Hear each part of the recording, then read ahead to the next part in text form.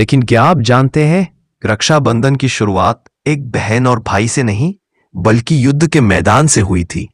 भारत में रिश्तों की गहराई को शब्दों में बांधना मुश्किल है, लेकिन अगर किसी एक त्योहार में इस रिश्ते की आत्मा झलकती है तो वह है रक्षाबंधन।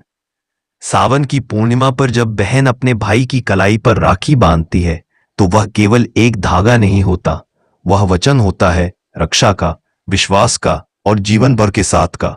लेकिन सवाल यह है, ये परंपरा कब और क्यों शुरू हुई? क्या यह केवल भाई बहन के रिश्ते तक सीमित है या इसमें कोई प्राचीन, गहरी और रहस्यमयी कहानी छुपी है? आइए समय के पहिए को पीछे घुमाते हैं और रक्षाबंधन के जन्म की यात्रा शुरू करते हैं। पौराणिक कथाओं का आधार इंद्राणी और इंद्र की कथा, ऋग्वेदिक प्रसंग। सबसे प्राचीन कथा हमें ऋग्वेद के समय की मिलती है। कहते हैं, एक बार देवताओं और असुरों के बीच युद्ध छिड़ा। असुरों ने स्वर्ग लोक पर आक्रमण कर दिया और इंद्रदेव की सेना हारने लगी। इंद्राणी, इंद्रदेव की पत्नी, यह देखकर बहुत चिंतित हुई। उन्होंने एक पवित्र धागा मंत्रों से अभिमंत्रित किया और इंद्र की कलाई पर बांध दिया। यह धागा सिर्फ सूत नहीं था, यह एक रक्षा कवच बन गया। इंद्र को उस दिन इतनी शक्ति मिली कि उन्होंने असुरों को पराजित कर दिया।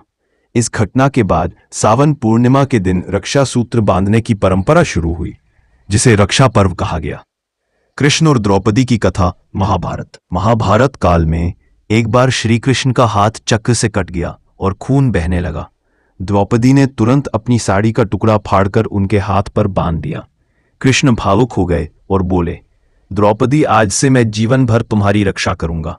युद्ध के समय जब द्रौपदी को अपमानित करने की कोशिश हुई तो कृष्ण ने उसकी लाज बचाई।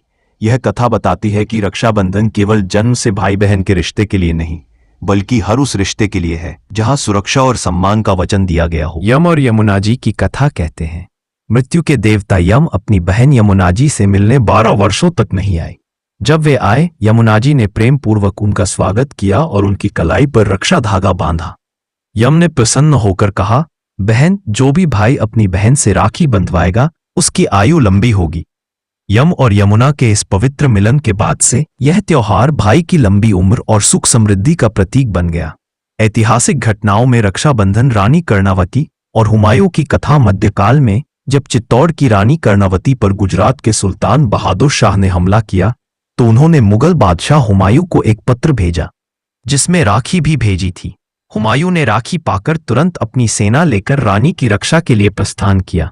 हालांकि वे समय पर नहीं पहुंच पाए और रानी ने जौहर कर लिया, लेकिन यह घटना बताती है कि रक्षाबंधन ने धर्म, जाति और सीमाओं से ऊपर उठकर लोगों को जोड़ा। बंगाल विभाजन और रविंद्रनाथ ठाकुर 1905 में जब अंग्रेजों ने बंगाल को विभाजित करने की साजिश रची तो महान कवि रविंद्रनाथ ठाकुर ने रक्षाबंधन को एकता के प्रतीक के रूप में इस्तेमाल किया। उन्होंने हिंदू और मुस्लिम महिलाओं से कहा कि वे एक दूसरे को राखी बांधें ताकि भाईचारे और एकता का संदेश फैल सके। इस तरह रक्षाबंधन सिर्फ पारिवारिक त्योहार नहीं बल्कि राष्ट्रीय एकता का प्रतीक बन गया। त्योहार का अर्थ और भाव, रक्षाबंधन का रक्षा शब्द केवल भौतिक सुरक्षा के लिए नहीं बल्कि मानसिक, भावनात्मक और आध्यात्मिक सुरक्षा के लिए भी है। इस दिन भाई बहन के बीच सिर्फ उपहारों का आदान प्रदान नहीं होता बल्कि एक अनकहा वादा होता है, चाहे परिस्थिति कैसी भी हो, मैं तुम्हारे साथ खड़ा रहूंगा।